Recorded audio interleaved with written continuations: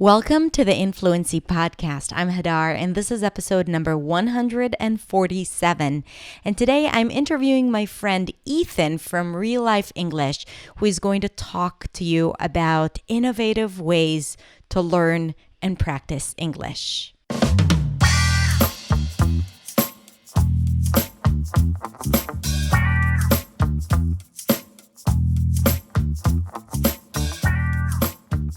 Hey everyone, welcome back. Thank you so much for tuning in for another episode. I'm really excited about sharing today's episode. It's a recording from the Live English show where I interviewed Ethan from ReaLife English and English with TV series. If you don't know those YouTube channels, you should definitely check them out. I'm going to link to them in the description below because they are so incredibly helpful for English learners. Some of the things that we talked about are how to identify your motivation for learning.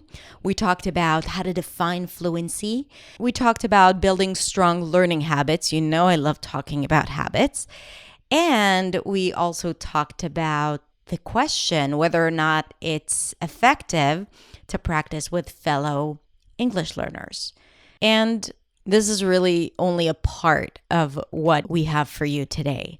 So I hope you enjoy this episode. Let's listen to my interview with Ethan.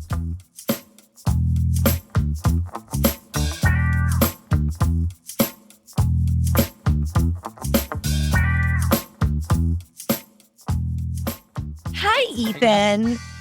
So good to have you here. So Ethan, for those who don't know you, would you like to share a little bit more? You're not just an English coach and communicator. You're also an English learner. You speak so many different languages and you're like a person of the world. So would you like to just say a few words about yourself? Sure. Yeah, I live in Barcelona, for those that don't know, but I'm from the United States. I have a lot of people that hear I live in Barcelona and they assume that I'm from here, but I'm not. English is my native language, so I'm very fortunate for that. But like all of you that are watching, I believe I love learning languages.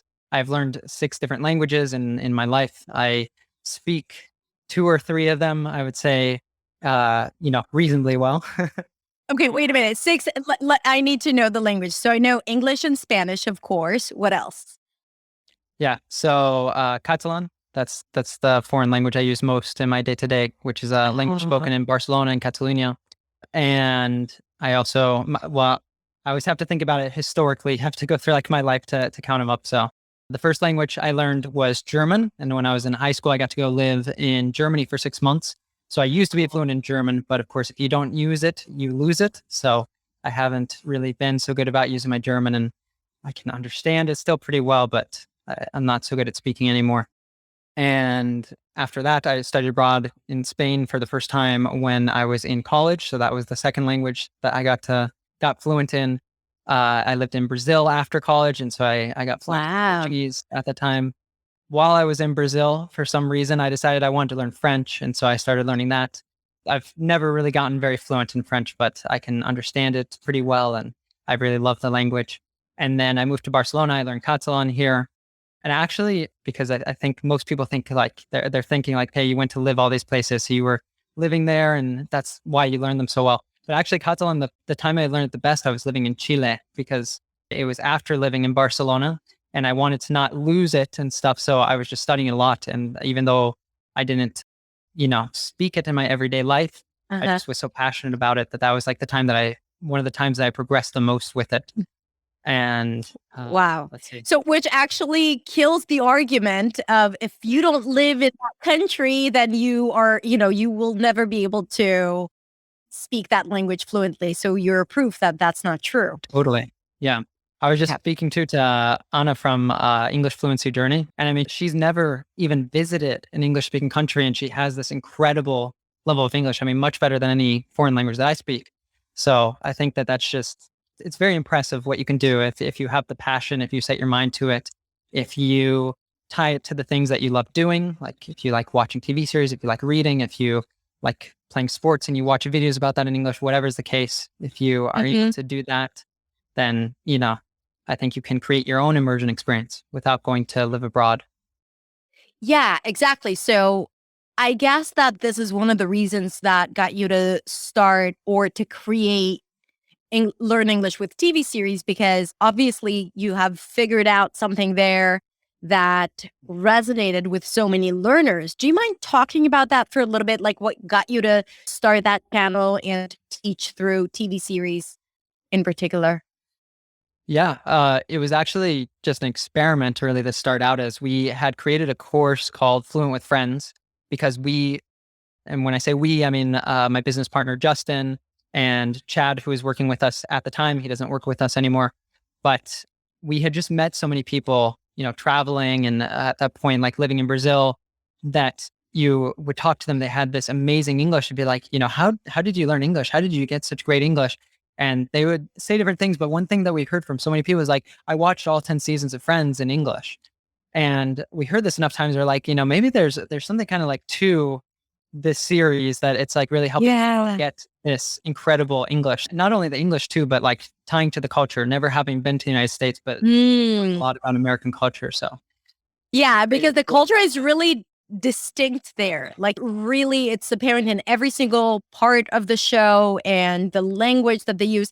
And it's so funny. I'm just going to say that it's really how I immersed myself in English when I was 13 or 14, like Seinfeld and Friends. And I remember we had a video, I used to tape them on a video cassette and rewatch it again and again and again. And then I had to rewind and watch it again. Yeah, I'm like, I'm 41. This is what happens when you're 41. You have this experience.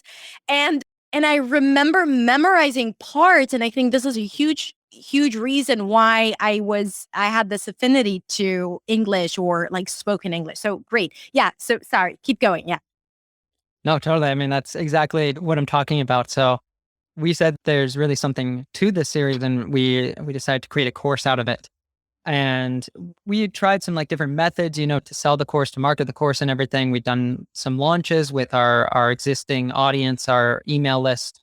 But kind of as an experiment, it was actually an idea of my business partner, Justin. He said, what if we kind of like took what we're doing in the course and we created a video format and put it on YouTube?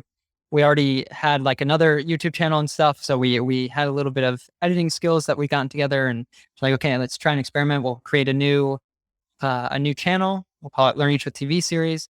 And we made like 2 experimental videos, and then we kind of just like left it for a while. And then we, kind of were watching, and then all of a sudden, I think after a couple months, they started taking off. And so we're like, oh, Wow. there's something really to this. And then I think it was after that we started doing more. At first, I think we focused mostly on Friends, and then we started experimenting with other series. And obviously, it's grown a lot out of that. And now we do a lot of different things on there beyond just Friends, beyond just TV series. So it's, I think, really great for learners because it helps to show them that it doesn't need to be boring. You don't need to just watch videos that have to do with like memorizing certain grammar rules or things like that. But you can tie it to things that you really enjoy. You can laugh with it. You can make an experience Yeah. that inspires you or that blows your mind or whatever is the case, because you can find a series or a movie or something like that that does all of those things. So that's really what we're all about at ReaLife English, is helping people to connect their English to their life and to, find things that are meaningful for you. So it doesn't feel like a struggle to learn language. Rather, it's something that you want to do, that you love, that it's just like a part of your life, that you even stop thinking about something that I have to study. Instead, it's just, it's your life. It's what you do. You're living your life through English.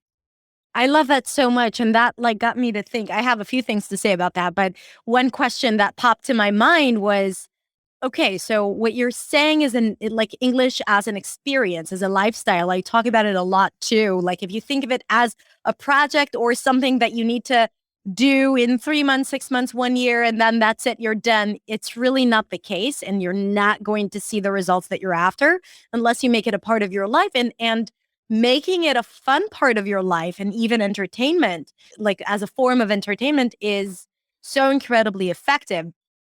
And the question that came to mind was, how do you define fluency? When people tell you, and I'm not talking about the, academic definition of speaking at a certain rate without pauses, blah, blah, blah.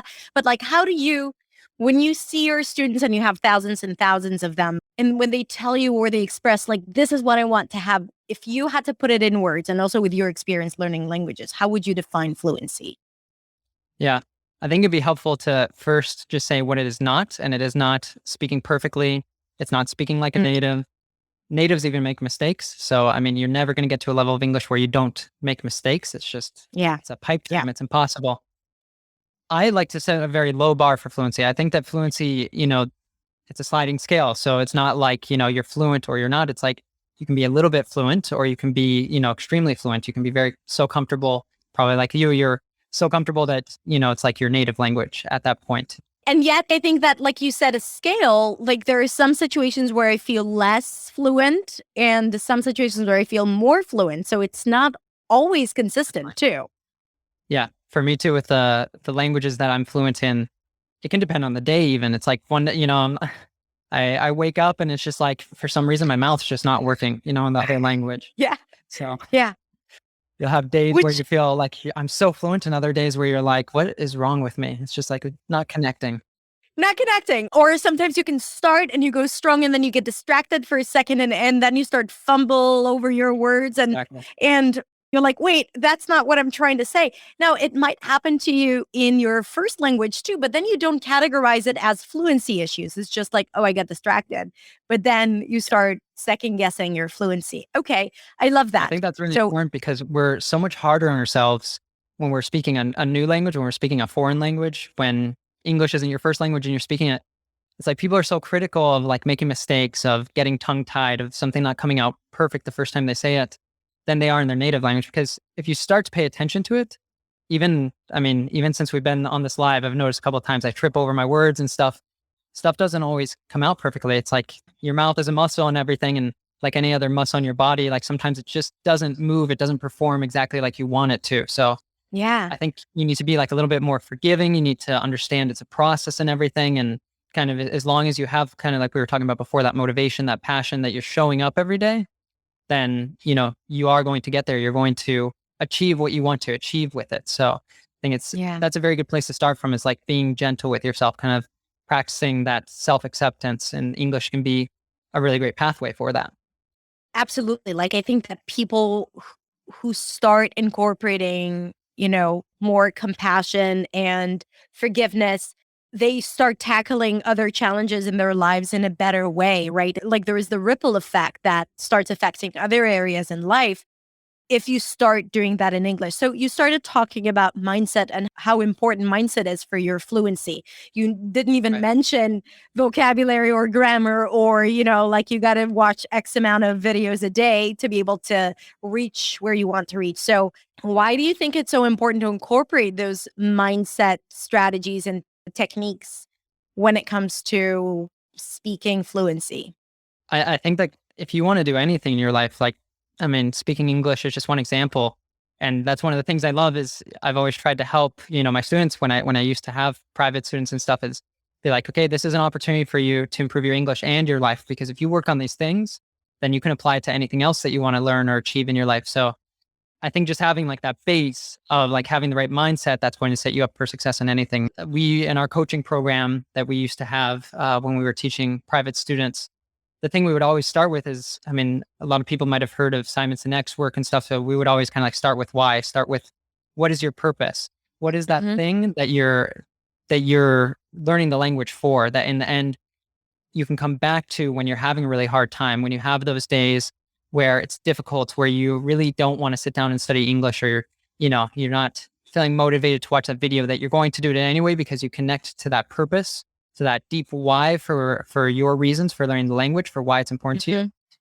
And I always tell people too, like, try to dig deep for that. So don't just say like, I need it for a job, or I need it so I can make more money, or I need it because my Yeah. parents tell me I have to learn it. But like really try to find something inner and deeper. And there's like an exercise called the 5 whys. So you start with, if your starting one is like, I want to be able to get a job where English is required, and be like, okay, why? It's like, so I can provide a better life for my wife and my kids. And you can ask why again, and you can kind of keep digging and stuff. And maybe you'll get to a reason that's like completely far away. Like maybe it's connected to wanting to give your kids bigger opportunities than you've had, or, whatever the case is for any individual. But I find if you dig deep like that, you're going to get something that's completely unique to you. I even used to have like my students write it on a sticky note and put it like on their computer, or put it somewhere where they will see every single day. So you can really burn that into your brain and, come back to that all the time. That's so great. This is an excellent exercise to do. Just sit down with a piece of paper and really start digging deep. And it's hard. It's hard to dig deep because, usually when I ask my students, what do you want? And they say, I want to be fluent. But Yeah. that's a tool. That's a tool to get you to what you really want. Why do you want to be fluent in English and not in, German or Japanese? And I was recently, we talked about it. I released a new program where motivation and habits or forming habits take up, a big part of the program. And we also talk about the why. And I discuss the Maslow's hierarchy of needs, right? And then to identify what it is. And it's very similar to what you're saying, like, what are your 5 whys? And that is like, what are your needs? Is it a physical need? Is it like to provide for your family? Is it, you just want to build your confidence? Is it you want love and connection with family and friends?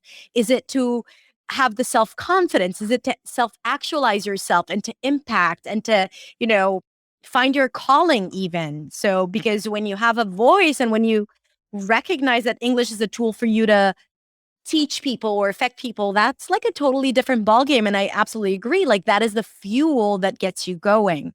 But then you also mentioned something, and let's talk about that, is, okay, so I have the motivation, but a lot of times, and you see it with your students, they have the motivation, they start, the first week they practice every day, second week they practice almost every day.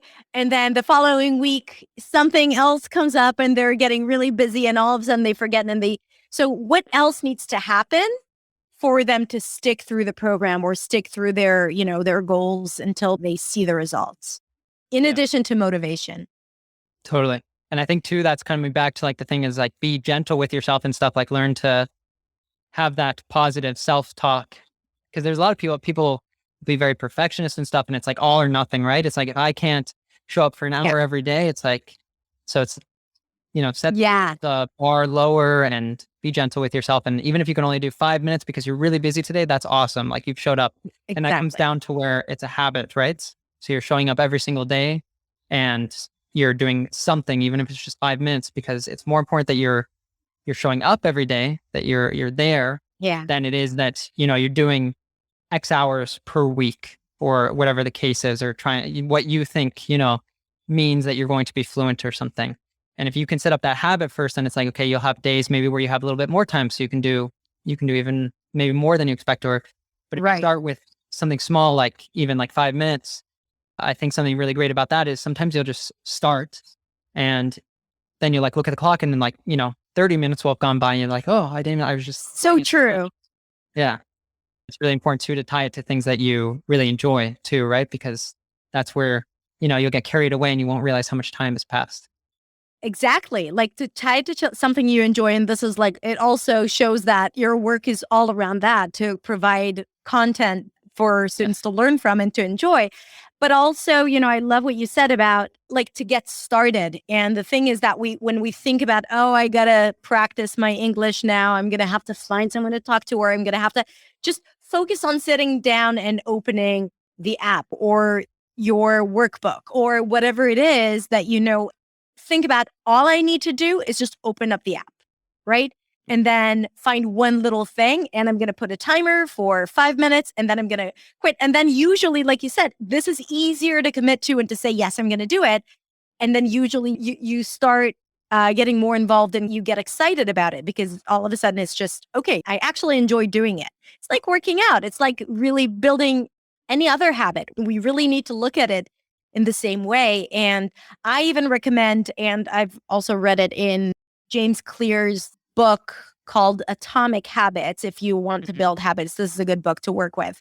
And he talks, what you said, he talks about putting an upper threshold, that if you're starting to build a habit for the first, let's say, month, put an upper threshold so you never exceed that time, only like 20 minutes, even if it's really exciting, so that it never feels like a burden. So the next day you won't be like, oh, yesterday I was like spending 2 hours doing work, I don't have to do it, or it's too much, I don't have time. And being very forgiving is so true. Like, I think this is Very good key. point. Yeah.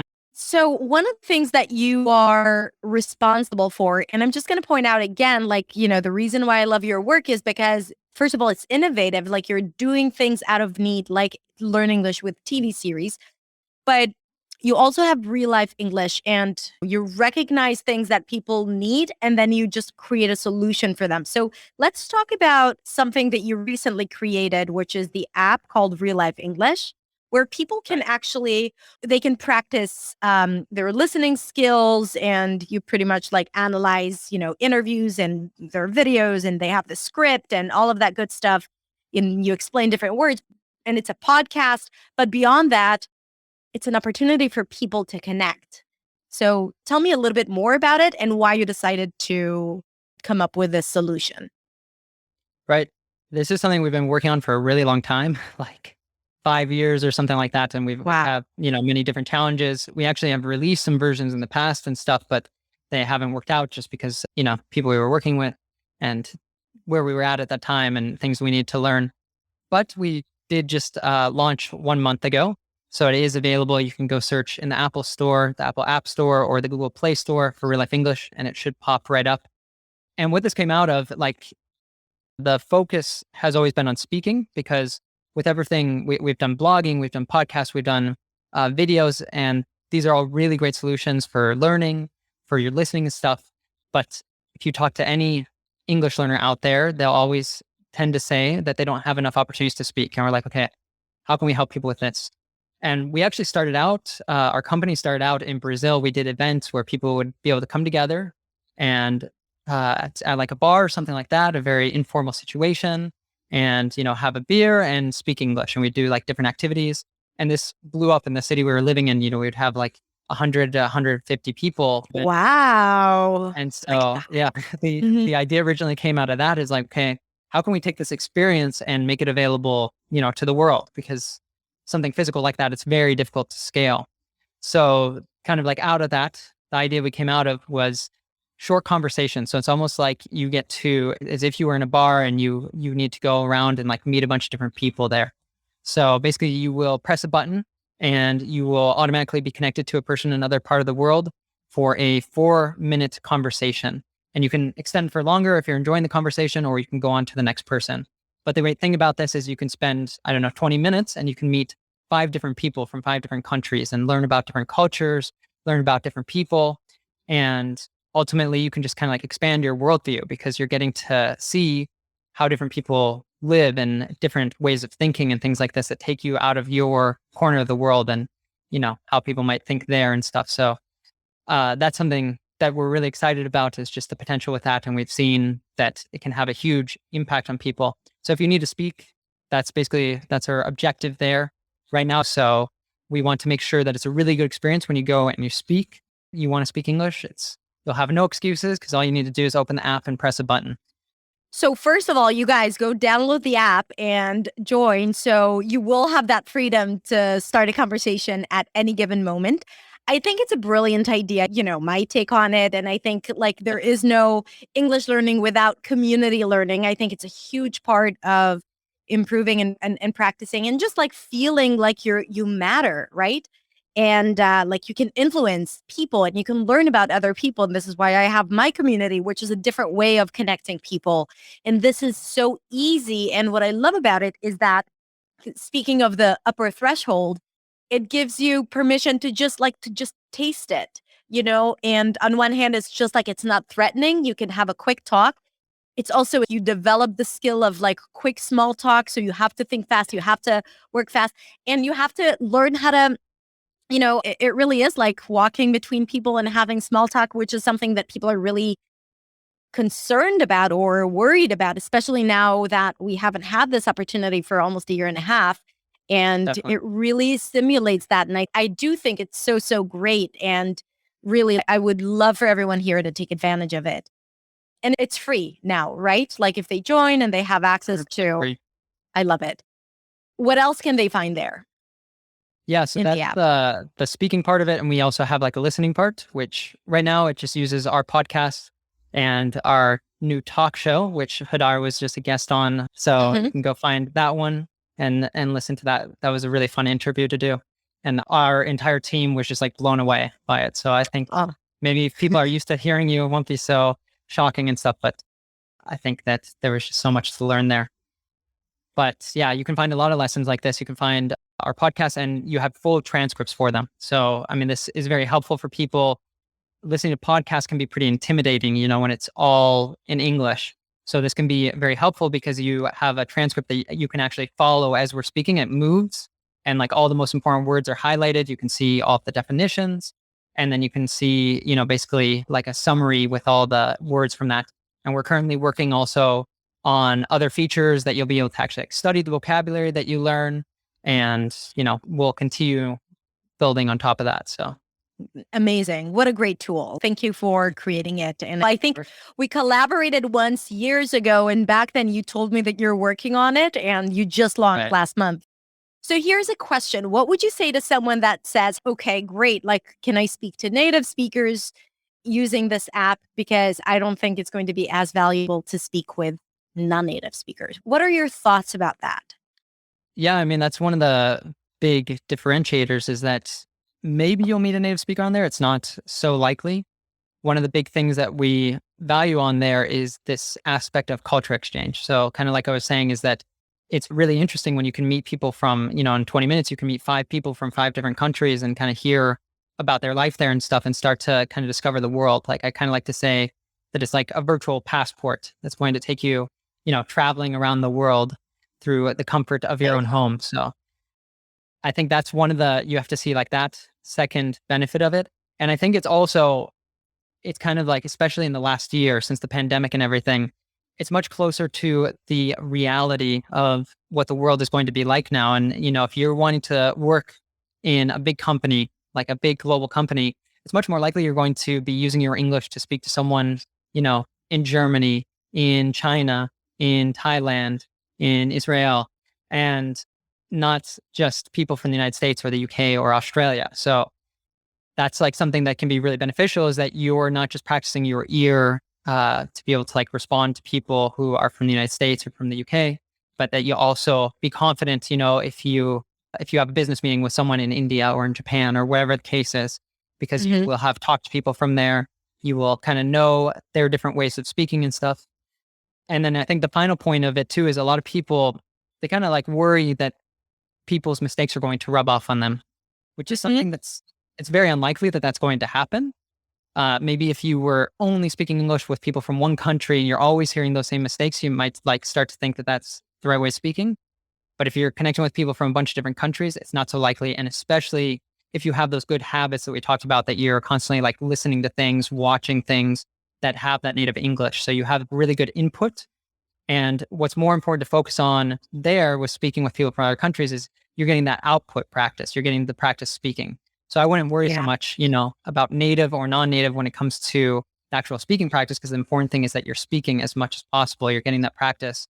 And then outside of that speaking time, get as much practice as possible as you can listening to natives.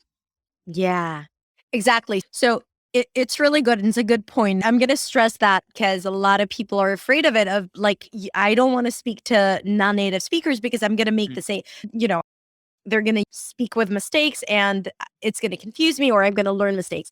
And my counter example is that when you hear, correct with air quotation marks, because like what is correct anyway? Okay, but grammatically correct English, that doesn't rub off on you, right? Like it's not like you hear, the proper usage of the tense and then you're like, oh, now I know how to use it. The English speaking process is a lot deeper and more complex than I hear and I produce, right? There's something that happens here that filters out what you're hearing, whether it's the correct form or the incorrect form, the right word or a word that is mispronounced. So there's a lot more that goes into you absorbing a certain structure or word or pronunciation pattern and then using it right away, right? Just like you can't improve simply by listening, but by using it intentionally. That's the first thing. And the second thing is like when I learned language acquisition, there is this theory, the theory suggests that children, when they acquire a language, there is a stage where they have learned the language in a deficient way, not fully, right? When they're just learning the language. And sometimes they keep making a certain mistake and their parents correct them, right? So maybe they wouldn't, she want instead of she wants, right? Or whatever, like the child is just like barely producing the language and the parent might correct them. But if they haven't evolved in terms of their stages, their learning stages, it doesn't matter how many times the parent is going to correct them, they're not going to be able to implement it until they reach the right stage. And I think it's very much the same with learning another language. You need to reach a certain, like another stage for you to be able to integrate that new word or that new, grammatical structure, like understanding the conflict and then executing it or producing it. So I think we need to remember that and to remember that it's not like there isn't this dichotomy between, proper English and improper English and Yeah. how it's being used. And I think the other there too is a lot of times people want to speak with a native because they think, oh, I'm going to make a native friend and, he or she is going to correct all of my English, all of my mistakes. Right. And that's not going to happen. Like, as long as that person can understand you, it's very unlikely that they will correct you unless maybe they're a teacher. So Yeah. I would not be so focused on that because it's very unlikely that, like with me here, for example, with Catalan, it's like in the beginning, I made so many mistakes I wasn't even aware of because people could understand me. My friends would never say anything. And then like a couple of years ago, I wanted to challenge myself. So I signed up for the C1 exam in Catalan and I got a teacher to help me pass it and stuff. And it's like, I just realized there's all these mistakes that I've been making for years and never had corrected because like no one had ever told me their mistakes. So if you want someone to correct your mistakes, you're much better off paying a teacher if you can, or even finding, another person who's learning, who's a little bit more advanced and, practicing with them and asking that person if they notice any mistakes that they could help you. Because I think that's more likely they've been on the same journey. They have that empathy and stuff. So they probably will be more likely to sympathize with you and say, okay, yeah, I can help you out and stuff than a native would. Because, and the other thing is like we natives don't even tend to know, what are mistakes and what aren't. It's like something maybe doesn't sound right, but we can't explain why, right? That's so very true. That's so true. And also I think it's important to shift. Like if you go into a conversation, make it about the conversation, like make it about the other person. That's going to allow so much freedom and don't think about the English so much because that's when you reach a breakthrough when you're like, you have this energy that just that need to connect and to express something that goes beyond grammar and beyond the mistakes. And that's what true freedom is. So when you constantly think about how can I, do the work, practice for sure. Like I think it's important. I think that allows freedom. Form provides freedom. So this is why, we do the pronunciation exercises or the grammar drills or whatever it is, or like listening exercises. But then when you're in a conversation, trust the work that you've done and really focus on the conversation and not so much about on your English or your mistakes, because then you will always stay limited because you're thinking about the form when you need to be in the freedom, So I think that's another. I think it's like nice to compare, for example, to sports, which people tend to have like a good conceptualization for is, when it's during the game, like a soccer game, you don't want to be like focused on the kind of like drills that you've done to like kick the ball in the exact right way or whatever the case is. You want to be focused on, on just like playing, on being there in the moment, on knowing what's going on the field and stuff.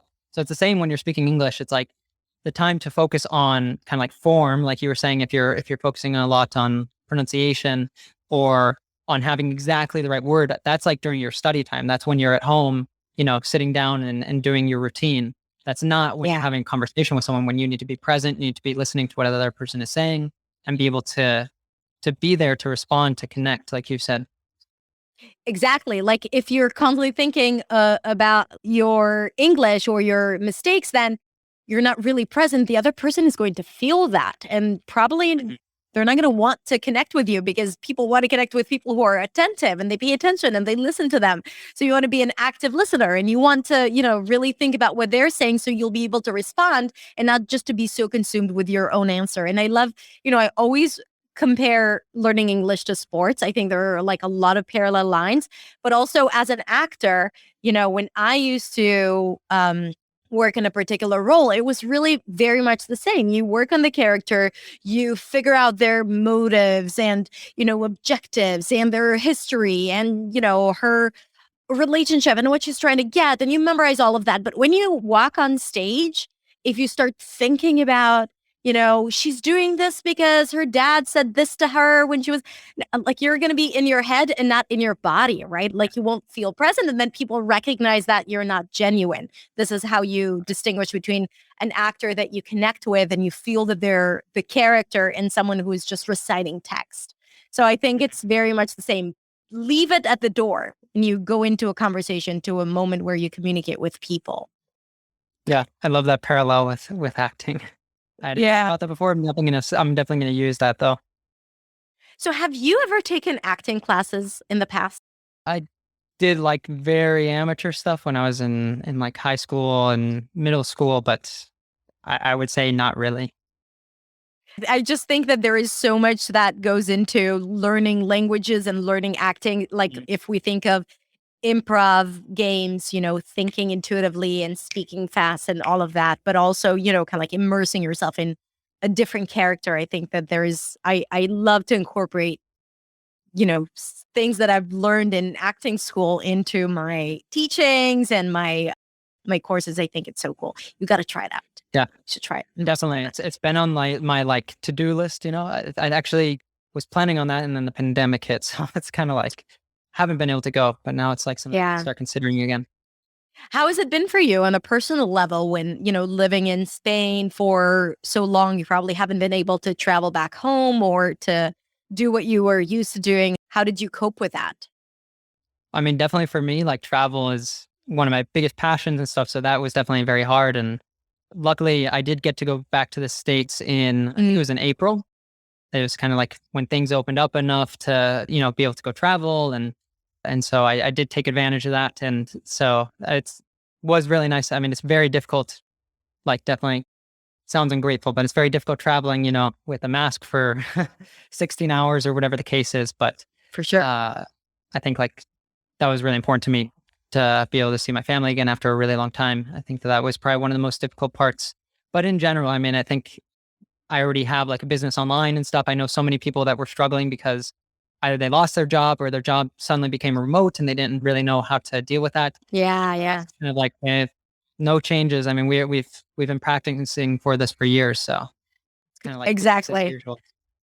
I know a lot of people ask me, like, how has it been for you? I do have a local school, which, we sort of shut down because of the pandemic, but everything just kept going. And even, I think the need for a community even grew.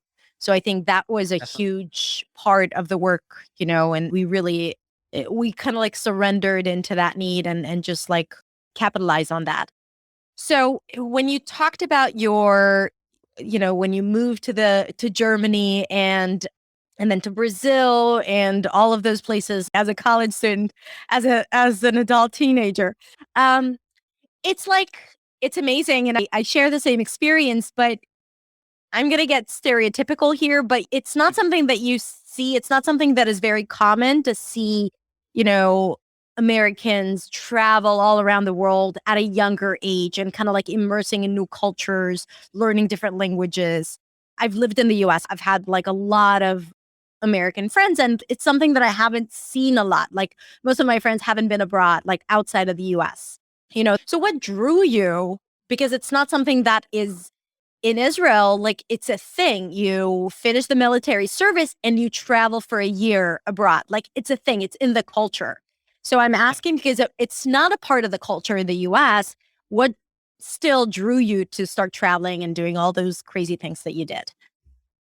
It's a good question. I mean, I'd say probably metaphysically, maybe something in my soul, because I think like when I was younger, it was very difficult for me to conceptualize like being away from home for that long and things like that. So, I had a very close relationship with my family and I really had like no reason to want to leave.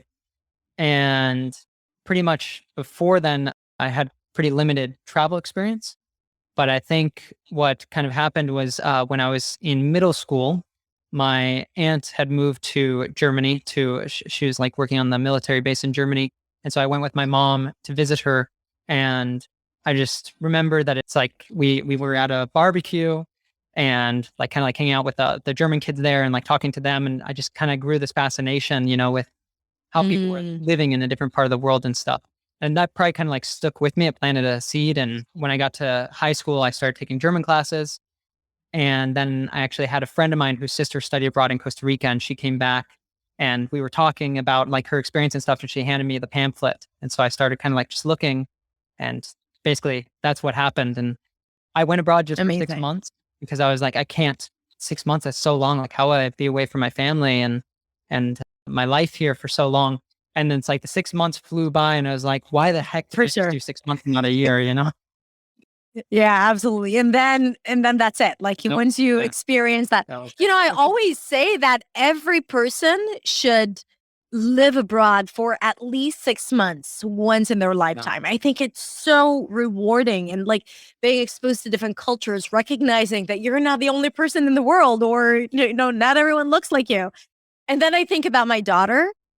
And then I was like, when she's 18, if she tells me that she's traveling to the US for 1 year like I did, or to Paris for 1 month, I'm like, I'm taking your passport, young lady. So I don't know. Yeah. Uh, I don't know if understanding is the right word, but like accepting, that this was something that I was passionate about and that I felt more at home in some sense outside of the United States than in the United States. So I'm yeah, definitely very lucky because I know not everyone's parents are that liberal in that sense. absolutely. And I think it's the same for me because really, like when I was 18, I traveled to Paris alone for almost a month, and then I discovered that. And I was alone, like, it wasn't an organized tour or everything. And just to be, like to sit in a cafe and to walk around, that gave me so much validation. And I was really connected to my identity. And I think that you can definitely relate because it's pretty much what you said. And this is why ever since I really look for those trips abroad where before it was on my own, but even with my family. And yes, when Mhm. during the pandemic, it was really hard because once a year we travel the entire family to different places and we live in a place for a month or two. Amazing. Yeah, it's so amazing. Like, and I'm lucky because I can work remotely and YouTube. I think it's recognizing that you're a citizen of the world, and there are like all these Yeah. amazing people that you can, just look at and be so grateful that you're a part of this. So, Yeah. yeah. And there's the digital version of that as well. I mean, nowadays, like, I think even during the pandemic, one of the things that I was very grateful for is like, okay, I can't travel and everything, but like our team, for example, I mean, it's almost like a little microcosm of the world because we have people in South America, we have people in Europe. And so I was connecting with people from a lot of different countries and stuff and in my day to day. So it's like at least a little bit I could get to go beyond that. And I think that there's so many opportunities out there. Like you were talking about, community became very important. And I think being part of a global community. So if you can't afford to travel or you can't travel because of the pandemic, it's still really nice to have that connection to other places and to kind of spur on that curiosity of how are people living in other places and just being open to that, being a citizen of the world. Yeah, absolutely. We got to remember that it's a privilege to be able to travel because for many It is. people around the Yeah. world, it's not just financially, with that of course too, but like even getting a visa somewhere or traveling, one of my team members is like we always talk about it. She lives in Moscow and what is available to me is not available to her necessarily, especially during a pandemic. And, just to take a moment and say, I know it's not the case for everyone, and it is a huge privilege. And I want to, recognize that and Yeah. acknowledge that. Yeah, I'm definitely always extremely grateful for that because I recognize it's not a privilege that everyone in the world has. But I do recommend, even if you are from a place, if you don't have a lot of money, it's like, travel to the next town, travel wherever your means will allow you to Yeah. travel and stuff. It's kind of like it's a really big world, and And it's beautiful that even if you can't, you have, the digital world to allow you to still connect with other people, like the real life English app and the influencer community and YouTube and all of that good stuff that we have. Ethan, before we wrap up, anything like last thing you want to share, a tip or anything else you'd like to share with the audience? it's a good question. I think like right now we've been kind of given an opportunity with this pandemic. I know a lot of places are opening up, but a lot of places are still kind of like living, with the consequences of it and being stuck inside. So it's like, I would probably say, take it as an opportunity. See, like, what can I do that I've always wanted to do that now I have the opportunity because, like, I can't go outside.